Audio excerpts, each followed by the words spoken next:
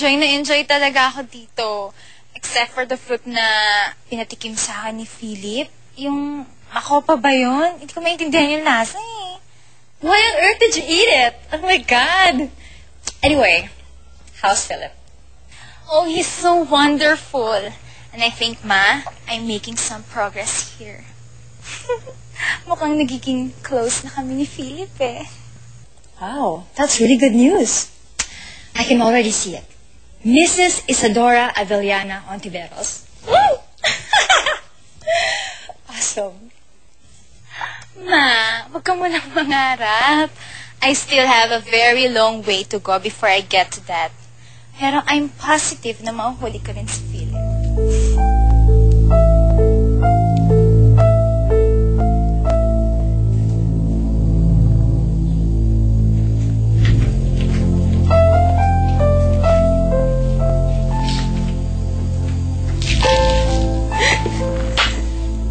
Ba't titiyak ko?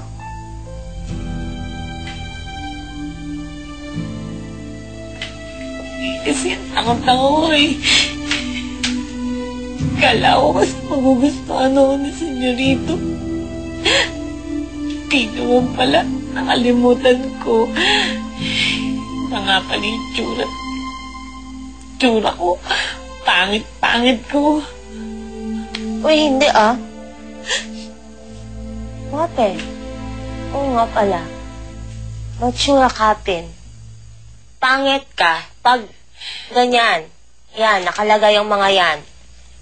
Pero alam mo, tanggalin mo yung makapal mong kelay, tanggalin mo yung salamin mo. Sa nakita ko, maganda ka. Malago ko.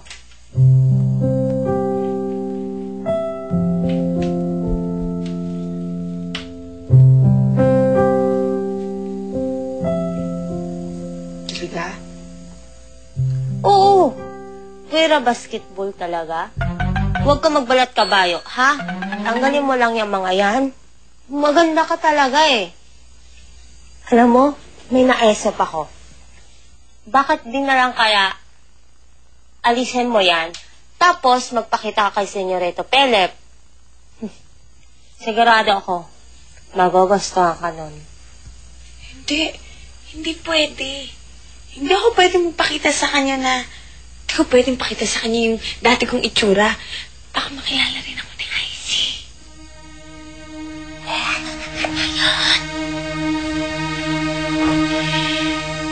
Hindi talaga pwede.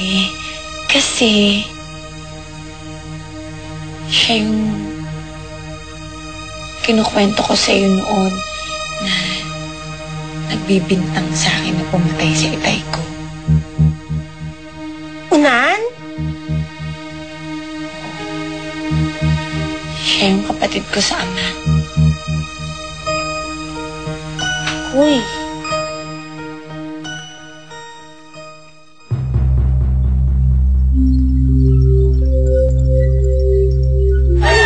Ano yung 5,000 pesos ko? Sino nagtakaw? Ha?